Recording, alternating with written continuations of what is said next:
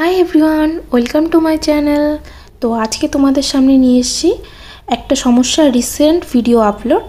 সেটা অনেকের ভিডিওতে এসছে, এটা নিয়ে অনেকে চিন্তিত। তো সেইটার বিষয়ে আমি তোমাদের সঙ্গে শেয়ার করব।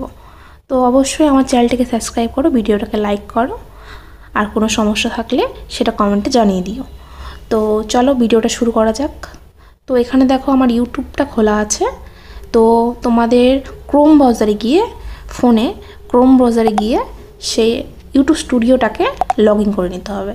তো দেখো এখানে আমার ইউটিউব স্টুডিওটা লগ ইন করা আছে। তোমরা ক্রোম ব্রাউজারে গিয়ে ইউটিউব স্টুডিওটাকে লগ ইন করে নেবে। তো এখানে গিয়ে আমাকে অ্যানালাইসে যেতে লাগবে। তো আমি দেখো অ্যানালাইসে এসেছি। অ্যানালাইসে এসে একটু নিচের দিকে নামাতে হবে। তো দেখো আমার কোন ভিডিওতে রিসেন্ট আপলোড লেখাটি এসছে। দেখো আমার এই ভিডিওটাতে ইস্যু এসছে রিসেন্ট আপলোড। তো এটা আসলে আমাদের চ্যানেলে কীরকম ক্ষতি হয় বা কী, সেটাই তোমাদেরকে বলছি। এটা আসলে এটা এটা ইউটিউবের একটি সামান্য সমস্যা, কারণ এটা ইউটিউব দিয়ে থাকে, আবার ইউটিউব তুলে নেয় রিসেন্ট আপলোড এই লেখাটা। আর কিছুদিন আগেই ভিডিওটা আপলোড হয়েছে, এর জন্য এটা এরকম থাকে। এটাতে কোনো ভয় পাওয়ার কারণ নেই। তো এটা স্বাভাবিক ব্যাপার, এটা প্রত্যেকেরই এসে থাকে, অনেকের এসছে।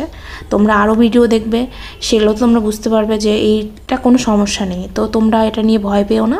যারা নতুন নতুন ইউটিউব খুলেছো তাদের এরকমটা বেশি এসে থাকে।